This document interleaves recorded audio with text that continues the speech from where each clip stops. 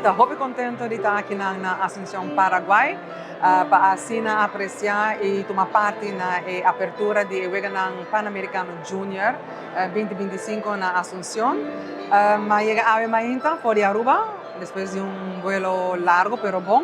E a Mainta é o primeiro dia de assembleia de Pan American Sports. Met aqui com o vice-presidente Randall Van Trecht, para assim nós presenciar a reunião com o outro Comitê Olímpico, tem 41 Comitê Olímpico que forma parte de Pan Am Sports.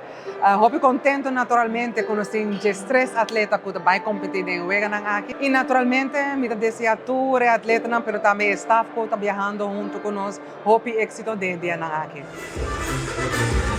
Nós estamos aqui na Asunción, Paraguai, é o primeiro dia da Assembleia General de Pan Am Sports.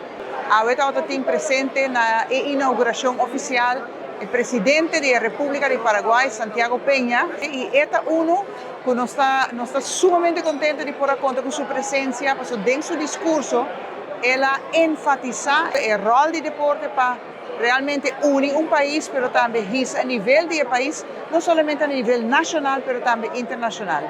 Su governo e a política que está llevando está muito pro de deporte. Nós esperamos, em verdade, que nosso país também pode tomar um exemplo, caminho que nós apoiar o deporte e o deportista.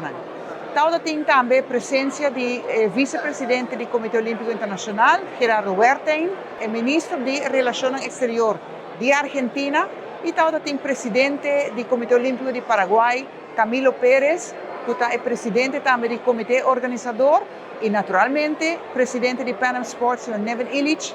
Sai a cerimônia inaugural da Assembleia aqui, depois nós temos relato do presidente, relato do secretário-geral, e mais lá nós vamos seguir mais tópico da Assembleia General de Pan Am Sports aqui na Asunción, como parte do Weganang Pan-Americano Junior ASU 2025.